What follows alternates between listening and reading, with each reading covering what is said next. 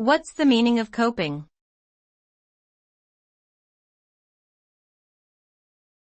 Coping.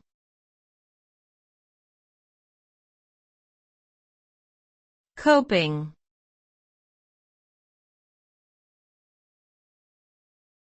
Coping.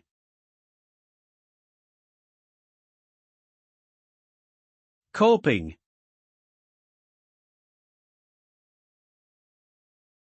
Coping refers to the different ways that individuals can deal with stress, difficult situations, or life changes. Coping strategies can be healthy or unhealthy, with healthy coping leading to positive outcomes and unhealthy coping leading to negative consequences.